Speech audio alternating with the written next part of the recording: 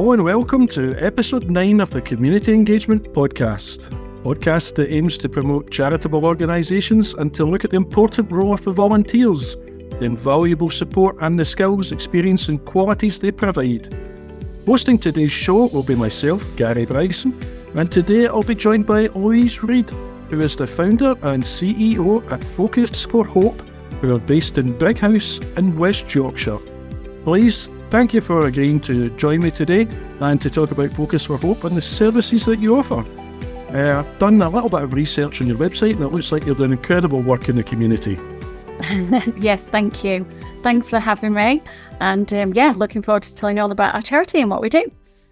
So Louise, Focus4Hope, you're a charity which was set up to provide support for the homeless, the elderly, isolated and the vulnerable within West Yorkshire.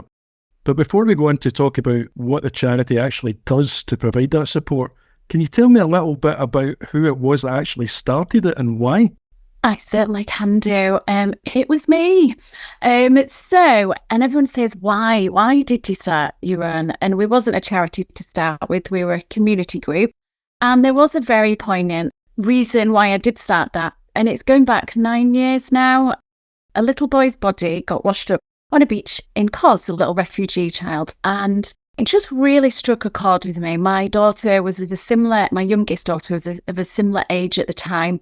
And I just felt compelled to help. So through my church, I started volunteering with a group, and we just focused on the refugee crisis. So we would use the church hall, would do donation drives, collecting clothing and footwear and tents and all things like that. And we'd drive down to Calais and volunteer for the weekend and come home.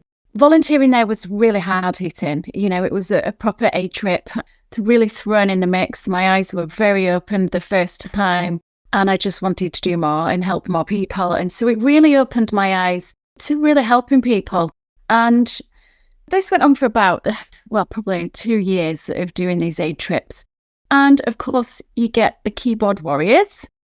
So we were, posting on Facebook and other social media platforms that we wanted, we were doing these donation drives, and could people pop along and donate any clothing and items.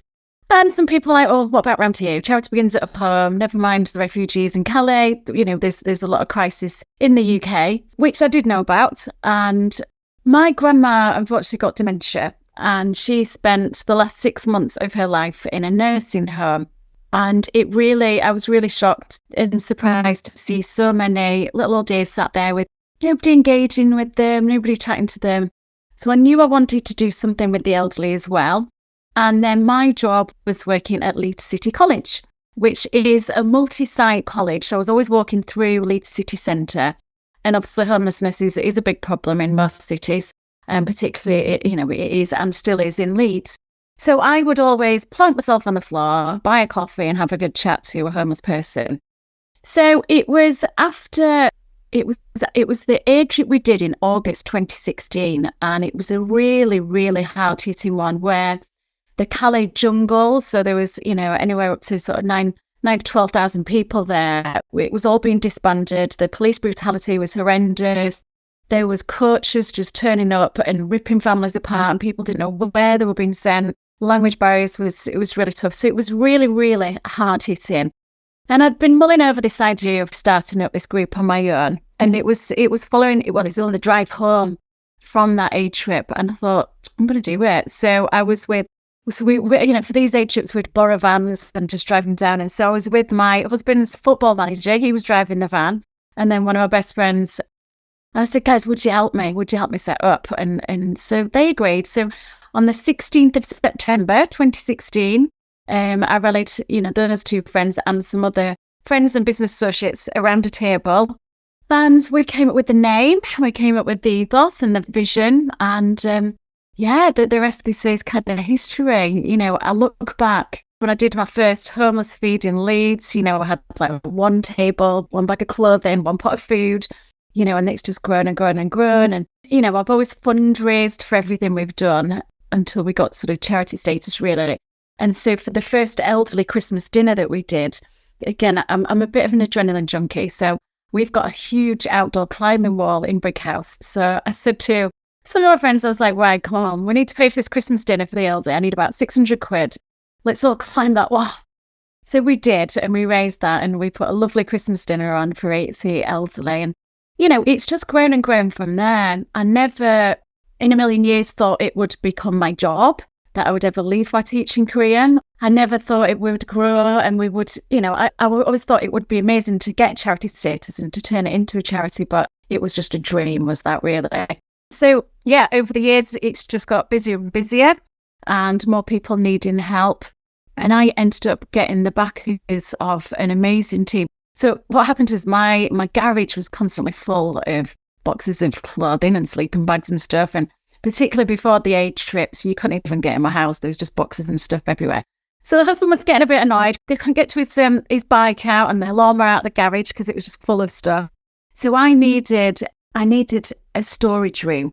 So I put an appeal out on Facebook and was put in touch with Town Hall Dental, which are based in Brighouse. And it was just such a meeting of great minds because they wanted to set up a charity arm of the dental surgery, and they needed access to vulnerable people, homeless and things to give them that fresh smile, to be able to help them with the dental work. And I needed a storage room. So they offered me this storage room. And then I took them out to Leeds. They were helping the homeless on the streets. Obviously, very limited what they can do in a gazebo on the street in Leeds. So we'd invite them into the surgery. So we'd pick them up, bring them in. And I didn't realise the impact that had on people, their teeth, their confidence. So particularly for a homeless person or a domestic violence survivor, it's life-changing, that confidence that it lets them move forward with their life, and it's so impactful. So they actually, they gave me that opportunity to leave my job and said, look, come and work here, come and set up the foundation and help run that and run Focus4Hope at the same time. And we went for charity status of both the foundation and Focus4Hope. And so it was just all going amazing. And then the pandemic hit. So it completely, flipped everything on its head for us. We were all about bringing people out of isolation and to combat loneliness. And obviously then we had to keep everybody safe and in the homes. So the dentist shut. So I turned their waiting room into a food bank. And we instantly, so myself, and I wanted to keep myself and my family safe. So I did it with as little people as possible at first in lockdown 1, which was crazy. So it was myself and the principal dentist, Imran, his uncle and my best friend. And we were just delivering food parcels 7 days a week, crazy hours. It was just utterly bonkers. But yes, it's been a journey, shall we say. It sounds like an incredible journey you've been on, and it's amazing how it's grown and expanded over that time since you started in 2016. Yeah. You obviously don't do it yourself now because you've grown it. So how many staff and volunteers do you think that you actually have at present? Well, I say think because volunteer numbers can fluctuate, and I know that, and it can be difficult getting the numbers that you really want. We are very much volunteer-led. There is just myself and 2 other members of staff, and the rest is volunteers.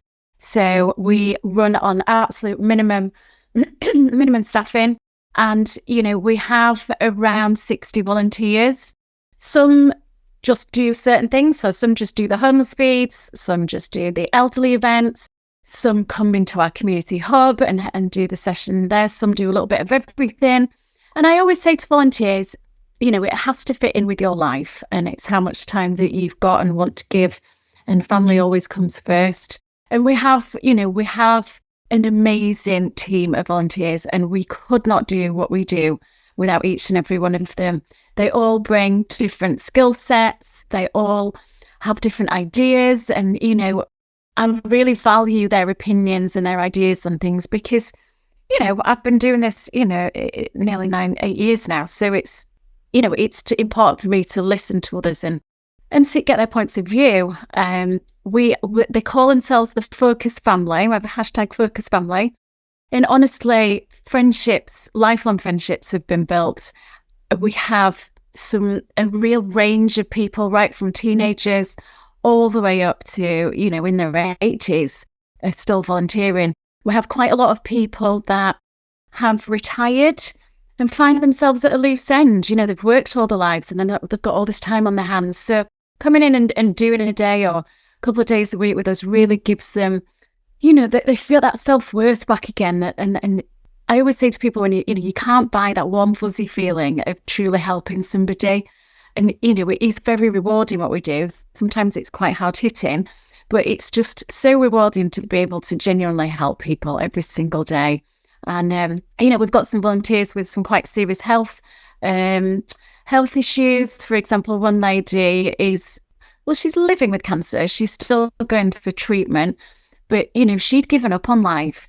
And she'd really, after she got out the intensive chemotherapy where she had to shield and keep herself safe, she literally just could not see any way out of how to rebuild her life. And, we needed to get some feedback for a grant on the impact that coming and volunteering with us had on our volunteers. And I just sat and cried. I couldn't believe, I knew it meant a lot to them, but I didn't realise just how much it actually meant. And I thought, my goodness, you're probably getting more out of this than actually the people we're helping are. So I think it's really powerful, and it's, so important to give you time and to help others. Yeah. And you are absolutely correct in what you're saying there, that, for someone who volunteers, there's so much to be gained from it, from making friends, to dealing with loneliness, to dealing with any issues in their life, helping with mental health in general. It's a great way to get involved. And as you say, for someone that's got spare time, whether they're young or old, it's just a fantastic way of making friends and keeping yourself active and busy and helping others. And it does give you that good feeling, obviously, as well, that you're doing something positive for others.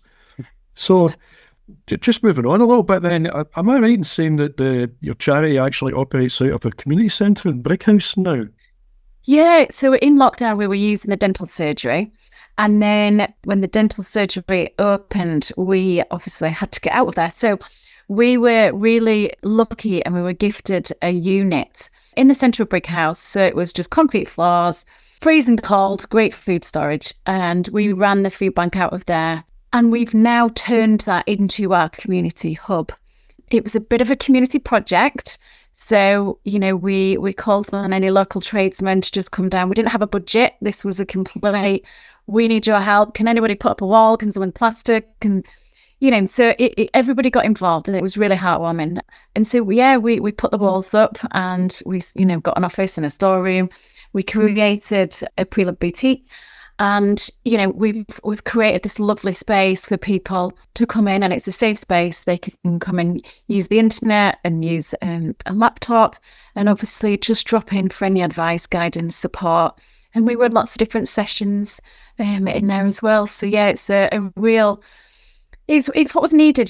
Brickhouse, we had a job centre years ago that shut, I think, 6-7 years ago. So it was kind of lacking that place where people could go to for help and advice. So we're just really glad that we could fill that gap.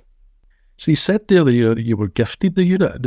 Do you actually own that then, or is it something that you're renting? No. So the landlords let us have it rent free during COVID. So we've just been open a year. So we opened it on the 3rd of February 2023. We pay rent, so we've taken a 5-year lease on with it. I haven't done a little bit of research. I was amazed to see how many services you actually offered. I think the one that interested me the most when I first read on your website was the food club. Can you tell me just a little bit about that? Who can access it, where it's located, how it works exactly? Yeah, so it was never my intention to be a food support, obviously until lockdown happened and the whole pandemic. So we obviously and that's when my eyes were opened in terms of funding and grants that were out there, because they were just basically throwing money at us to deliver these food parcels and keep everybody safe. So we did that, and we continued to deliver food parcels right up until February last year. However, funding was getting tougher for food. You can only fundraise so much, and we knew it was becoming really a little bit unsustainable to continue at the rate we were and the amount of people we were helping with that food. So we knew we needed to make some changes. So myself and Nick, the hub manager, did some research, and we sit on lots of different panels of food, like a food poverty forums. We work with Feeding Britain and the social justice, and so we'd heard about these social supermarkets. So I said, let's look into this. So we researched, and we chose a model that was up and running in Bradford, so not too far away from us. And basically, people become a member and they pay. So it's teamed in partnership with Coldsdale Credit Union. And so we loved that idea that not only are people shopping affordably, but they're actually saving money. So it's a complete mindset shift of everything they've been used to. And obviously these people we've been helping, for 2-3 years and getting free food parcels. So it was, how can we, get them to start paying for it basically and contributing towards that. So we gave them loads of notice. We were really open and honest and just said, look, we can't continue helping you all because we just don't have that amount of money to pay out on food. So this way it will just help cover some of the costs and we can, keep supporting you. So we launched it, in February last year, and feedback's been amazing. So we've got a little supermarket now, which is great. And so they register through our website and it's open to anybody. We don't have criteria because, to be honest, with the cost of living crisis, it's hitting everybody hard. And I just, a lot of people we're helping right now are in work. And that's the shift, I think, from the pandemic more to sort of just recently in this last sort of 12, 18 months is, we are supporting a lot of people in work that are just above that threshold. So they're not getting free school meals, they're not getting any benefits or help. And, that are on low incomes, they may be 0-hour contracts or just minimum wage. And those are the ones that we're really finding are hardest to hit at the minute and struggling to just make ends meet. So we really pride ourselves as a charity. We don't judge anybody. We take everybody on face value.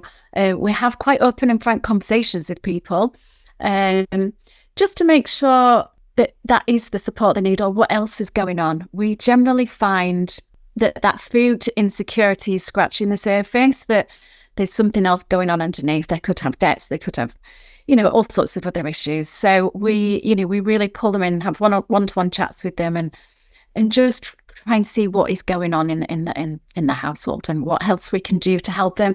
And if we can't help them, we do lots of referrals to lots of other charities and groups and statutory services for further support. So it's working really well. So, last year alone in 2023, from February to start of January, we as a charity spent £30,000 on food.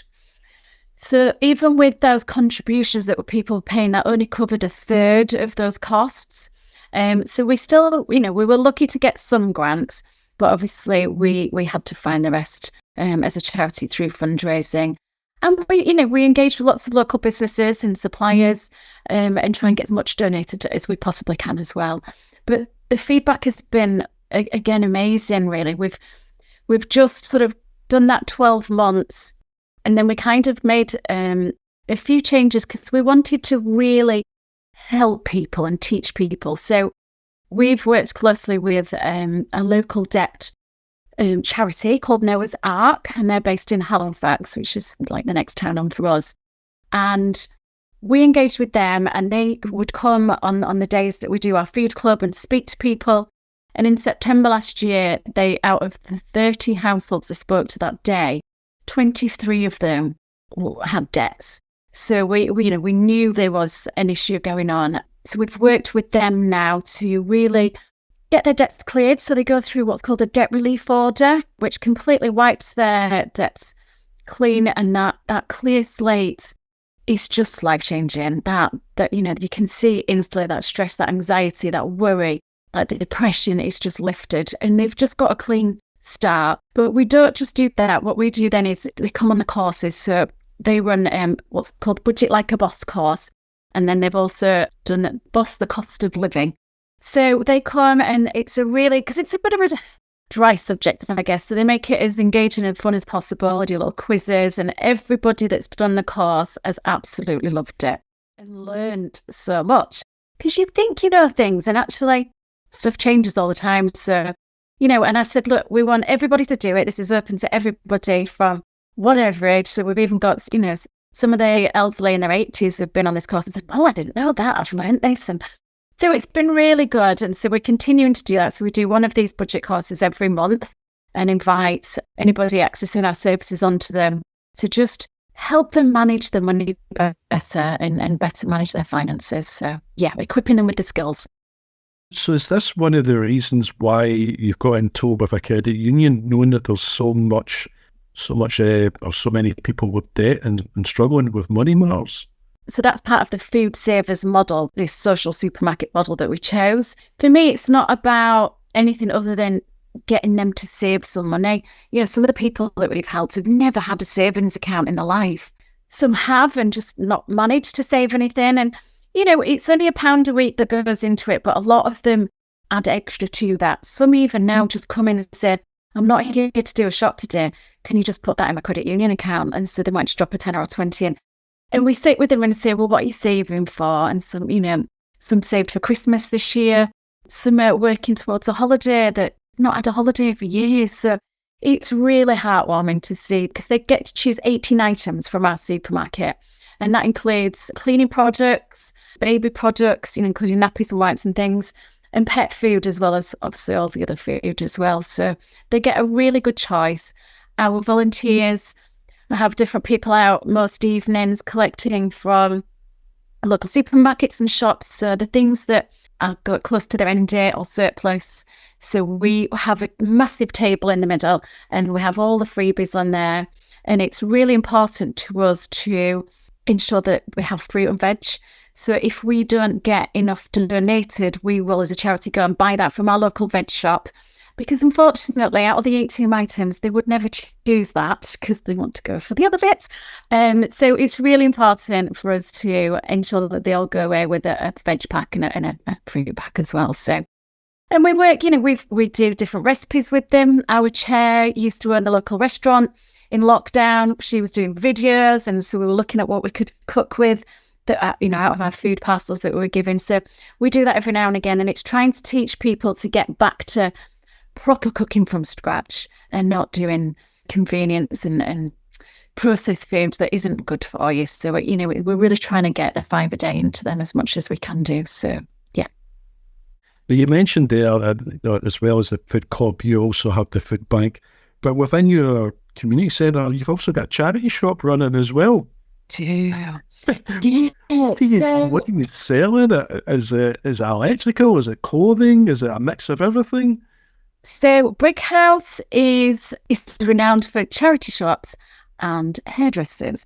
So, and it's got lots of, your big sort of charities. And, we wanted to be very different. We didn't want it to be your typical foisty smelling charity shop that's got all, a bit of everything in there. So we wanted to be really different. So it's really funky. It's really, it's such a beautiful shop. I mean, people walk in and go, oh my gosh, this is like such a hidden gem. I didn't know, so it's really funky. We've got bright lights and gorgeous wallpaper, and it's not all designer. We do have quite a lot of designer stuff in, but it's really good quality clothing at really reasonable prices. And we couldn't do it without the amazing support of our local community that, that donate to us. And yeah, really, I've never worked in retail in terms of a clothing shop anyway. So we were kind of winging it. So we opened it, and my friend that I'd got in, who's an interior designer, to design the shop, she just loved it. So it's like, do you fancy helping manage it for us? So she came on board to help manage it. So she does 2 days a week, which is brilliant. And yeah, again, we have a team of a little army of volunteers who just give their time. And, we try and make everybody feel really special that comes in. We've got some fashionista volunteers that, that style people. Because, I think, God, I would never have put that with that, but that works. So it's lovely that people can come in and get style tips. And, it's quite forward thinking. Sustainable fashion is the way forward. People are now thinking about the environment, and and how they can help that and just trying not to buy new clothes all the time. So yeah, it's all pre-loved, pre-owned. We do have a lot. Us women are terrible at buying things and never wearing it. So we do have quite a lot of stuff that is new with tags, but obviously it is pre-loved. But yeah, we're so thankful. And it's just really helping take the pressure off and, keeping us a sustainable charity. So everything that's raised in the shop goes straight back into helping our community in need. You mentioned there that Brighouse does have a lot of charity shops in it, as do most towns these days. So how do you actually manage with donations? Are you getting enough in? Yeah, we've been really lucky. As I said, we as a charity are very active on social media, and we're very translucent in everything we do. And I think people buy into that and can see that. So they instantly know whatever we're doing goes straight back into that community. So, if we put a plea out, for example, if we've got a homeless person getting housed and I need a TV, I'll put a post on, we'll end up with 15 TVs. So we've just got a really lovely following, and yeah, people just drop the donations in the droves. And, if it's not a good quality to go into the shop, it will be sorted by our team. So it will go to the homeless, or we work with other charities and other groups. Also, we put packs together for domestic violence survivors. So we work with other charities, so, children's charities. So we get a lot of children's stuff. We pass it on to them. So nothing goes to waste. We send stuff to Ukraine. We work with the local Ukrainian club. So we can make use of everything, but we don't do your bric-a-brac and your electrical. It is clothing and shoes and accessories, and yeah, that's it really. And you'd mentioned there as well that obviously it brings in money and that money is invested within the community. Is that one of the reasons why the charity shop started up in the first place? Was that a conscious effort to bring in money from other means? Absolutely. Yeah, we, really down to the kind of food support and the amount of money that we as a charity were spending on it, we just knew that we needed another source of income to bring that in. And, there's only so much fundraising you can do. I don't like asking people for money. I like putting events on to get people to come and enjoy an evening or a day and fundraise with us. So it was just a good idea that we knew would help raise, extra funds. And I think it's lovely when, we'll do a post and we'll say, right, the elderly day trip, this, thanks everybody that's popped into the shop by buying that dress, buying that pair of shoes. You've taken 16 elderly on a lovely day trip. So it's really nice. Or the shelves in our stocks, again, in the social supermarket, down to, people popping in and buying things in the shop. So yeah, we're really lucky. Now you've got another couple of things that I've seen on your website, which I had to look into, I hadn't heard of before, being the reverse advent calendar and the Christmas appeal. So obviously Christmas is an exceptionally difficult time for the majority of individuals that you come into contact with. And this is one of the ways that you try to assist those individuals. Can you tell us a little bit about what exactly the reverse advent calendar is and the Christmas appeal in general? Yeah, so as Christmas is a really tough time for anybody really, particularly if you're vulnerable and you're struggling. Every year we do a huge Christmas project. This is the 4th year we've done it now, I think. So every statutory service in our area refers into us with vulnerable families that need support. So we provide, so it's like in two halves, this project. So we do the Christmas hamper food parcel. So it's everything for a Christmas dinner minus the turkey, including, all the little extras from boxes of chocolates to the nibbly bits to napkins for Christmas Day. Everything goes in there, plus extra food for the families, because let's be honest, kids, when they're off in the holidays, just eat you out of house and home. So it's to help them with that. And the other side of that is the present side. So we ensure that any vulnerable children receive 3 presents to open on Christmas morning. So we engage, we work really closely with all the pastoral teams from the schools and social services, child services, all the sort of council services and offering. And like I said, they refer into us. So it's a huge project. We have to take over another premises because we need like a sports hall. It's so big.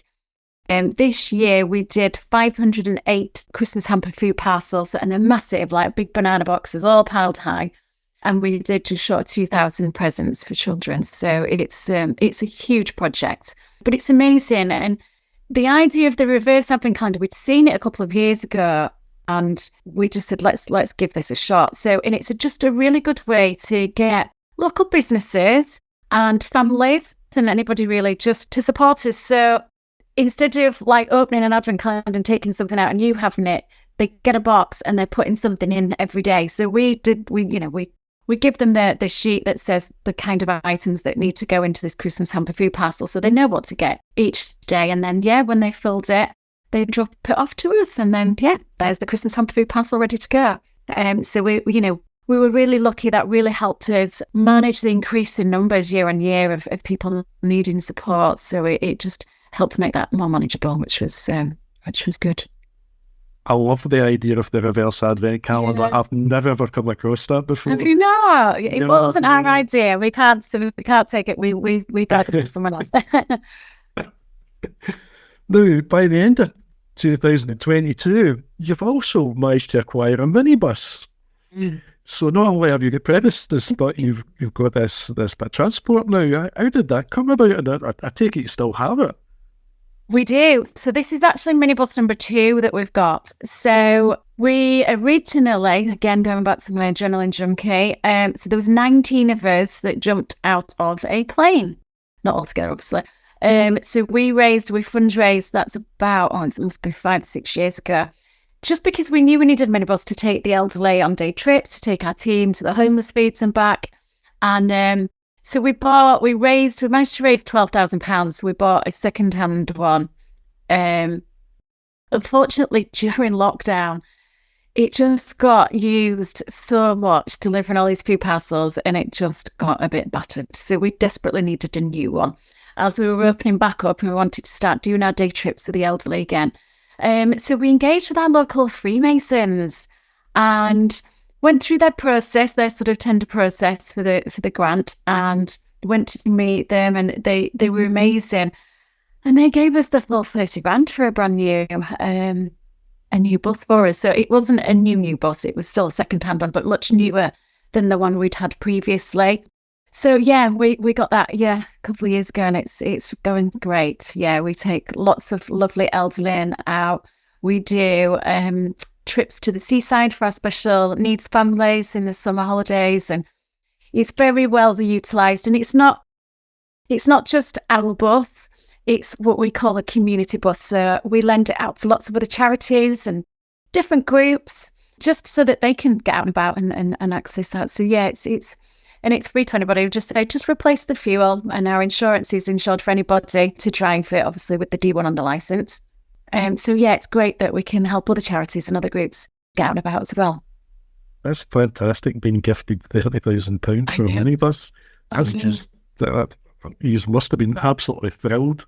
Oh, jumped up and down. It was amazing. You've done community events and fundraisers in the past.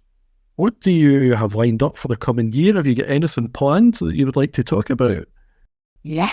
So every year we do, I love music, so we do 2 music festivals. So in November we do an inside one, which is called Music4Hope. So we generally take over a local cricket club venue or, sports hall or something, and we have just an array of local bands that play, and then we do the first Saturday every July, and that is our outside family music festival called Focus Fest. So we are running, so it's the 6th of July this year, so we're busy planning all that at the minute. Tickets have just gone sale on our website on Friday last week, and again, it's just a really lovely way of bringing people together, having a great day out. Love, seeing the kids dancing with the mums and dads and stuff, and we have lots of children's stalls on to keep the kids entertained, and just to have some great local bands, let them showcase their talents, and they do that for free, which is amazing. It's a nice little fundraiser we do. So we've got our Focus4Hope in July. We've also got we're doing a family fun day. So just in my local park where I live, just up the road in Brighouse, we take over the park, and again have lots of different stalls. We have music, singers, and we have a magician, we have a face painter, and we've got like a little petting zoo and things. So that's the 10th of August. And again, it's just a really nice community event, and that's completely free to anybody to come along to. We have lots of free activities, from like an arts and craft table and lots of different games that people can come and enjoy without having to spend a lot of money, because we invite a lot of our vulnerable families to that, as well as everybody else that supports us. So, we don't want anybody to feel like they've got to come and they have to spend a lot of money, particularly if they don't have that. So, yeah. And last year we raised £2,500 from that. It was amazing. We wasn't expecting to raise that much at all. And we've always been really blessed with the weather. So we're hoping on the 10th of August, the sun will shine again for us. Last year, we did our first ever fashion show. So obviously, because we'd opened Replenish, our pre-loved boutique. So we hired, we took over the room in our local Cedar Court Hotel, lovely big room. And we've got a bit of a local celebrity called Ellie Sachs. So she travels the world, play these, and she's got on board with us. She's chosen us as a charity to support, and she's back with us for a second year. So it was all our volunteers, myself included, we all got up and strutted our stuff on the catwalk. And it was a really fun night. So it was a 2-course dinner. Well, it is a 2-course dinner. And we have a raffle. We're going to do a silent auction this year as well, just to try and raise a little bit extra. But we just wanted everyone to come and just have a dance and have fun. I didn't realise how amazing Ellie Sachs was and how well she's followed. And literally, as soon as the catwalk finished, everybody just was queuing up for photos with her. And I think just being so close to that sort of local celebrity, they just couldn't believe it. So yeah, we've just launched those tickets, so they will absolutely fly out. And we're doing that on the 31st of October. So we're making it into a bit of a Halloween fashion show ball. So it's going to be fun and lots of fun and spooky surprises. So yeah, it'll be really good fun. It sounds excellent. It really does. Well, as you mentioned there, you've got so much on the go, and there's so many arms to what you do as an organisation. And again, you've mentioned that you rely so heavily on volunteers. I'm assuming that you are always looking for volunteers to help out. Yeah, absolutely. People come and go and things in life happen, and volunteers generally do stay with us. But like I said, people's lives change and they do different things, and we always need more help. At the minute, we're definitely looking for another minibus driver. We've got so busy. I mean, as much as I love driving the bus and taking the elderly on days out, it takes me away from running the charity and doing my CEO, admin and finance duties. All that goes on behind the scenes. So we need another minibus driver. So ideally somebody that is a retired driver, whether they've been a bus driver or, some kind of delivery driver, and, would be ideal. So we've got a bit of an appeal out for that at the minute. We're also looking for a couple more customer service assistants in the shop, just so that we can open an extra day. So at the minute, the shop's open Wednesday to Saturday, and we'd really like to open on a Tuesday and maybe extend those hours, because we do 10 till 3. So it'd be nice to extend it till 5 o'clock, really. So just, some more help with that. But yeah, we do really well. And, once somebody joins us, they tell a friend or they tell a family member, and we get an extended family from them as well. So at the minute, for the general day-to-day running in the community hub, we're absolutely fine. We're covered every single day. But yeah, just a bit more help in the shop and a driver would be amazing. So what do you look for in a volunteer? Is there any sort of minimum requirements or sort of skills that you're looking for? No, not really. I mean, other than having this D1 on the licence for being the minibus driver, we meet everybody face to face, get a feel for them. As I've said, we're a really non-judgmental charity, and I really get that across to all of our volunteers when they have their induction, that, you just have to take people on face value. I might know what's going on behind the scenes in their life, but you don't need to as that volunteer. Just treat everybody the same and with respect. And just be kind. And honestly, our volunteers are the most big-hearted, caring, compassionate people, that's the kind of people that we want on our team, that will just show each other that care and compassion. Because particularly like for the homeless, I was saying to somebody yesterday that, the homeless on the streets, they are treated so badly. They're walked past, they're not being made to feel like a person. They could be spat at, they could be urinated on, attacked, beaten up, all sorts of horrendous things that we see. So, to me, it's about having those people that can offer that care and compassion and really make somebody feel special and feel cared for is really what we're about. Louise, if anyone wants to volunteer, how do they go about getting in touch with you to do so? Yeah, so on our website, there is what we call a volunteer inquiry form. So it's just a really simple, easy form. Just pop your name and your details on there. And then Nick, our manager who manages our volunteers, will get in touch. And we invite you in for a chat. We then go through an induction process. And all of our volunteers are DBS checked. So we do a full enhanced DBS check. Why we do that, we have a complete blanket approach, whether they're in the shop or whether they're, on the sort of charity side of it, because everybody we deal with is vulnerable, and we just want to ensure that everybody is safeguarded and protected. And, we really invest in our volunteers. We offer lots of different training, from first aid training, manual handling, safeguarding, all of the sort of things that they need to assist them in volunteering with us. I guess lastly then, Louise, and you've told me so much and you seem to be involved in so many different things. Yes. It's just fantastic. Honestly, it is incredible. Is there have you any plans for expansion, or have you any new ventures you're planning on incorporating into Focus4Hope? Well, my board of trustees rein me in, because I do get excited and go, why we chose the name Focus, and I wanted to hope in there. Focus was because at the time I thought I wanted to stay a small charity so that we could then switch focus for whatever happens and any, emergencies, anything that could happen that we can just change and adapt to. But I've promised my board of trustees we're not going to take anything else on. We're busy enough as we are, and we want to not spread ourselves too thin and, ensure that what we are doing, we're doing to the best of our abilities and as well as we possibly can do. It has always been my dream, and I keep pushing this 5-year plan back because we just get so busy in everything else we're doing.